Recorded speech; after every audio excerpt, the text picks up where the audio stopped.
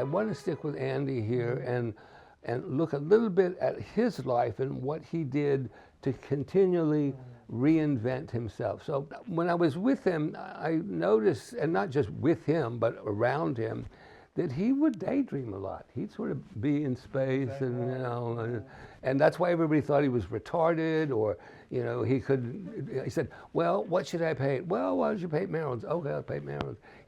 He directed through non-direction, and then he absorbed that, and then he made things that really did blow people's minds.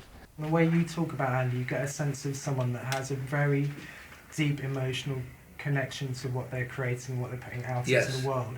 But from the outside, a lot of people would look at pop art and say this is fairly facile, it's a lot of cans and soup or whatever. Yeah. How do you think that relationship worked between his sort of, what's the word, kind of like expressing his inner self in a way that was very much like using consumer culture in a very sort of regimented way? I think for Andy, pop art was a defense against a broken heart. And he took the emotions out of it. He developed what I call the philosophy of no. Stop trying, don't think, don't make anything up, ask other people to do it for you, which was very much like his childhood.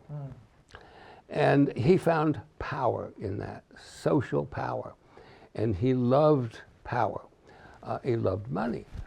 But he also loved creativity. And there was always kind of a desperation in what to make it. I mean, he was a workaholic. The factory was literally producing tons of artwork. But that's really what this book is about, that creativity. Andy had stress beyond, I mean, he was assassinated. He died.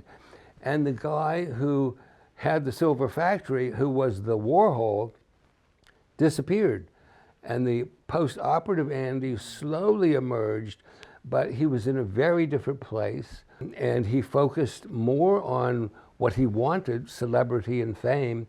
He started to do all the portraits of famous people and more commercial art.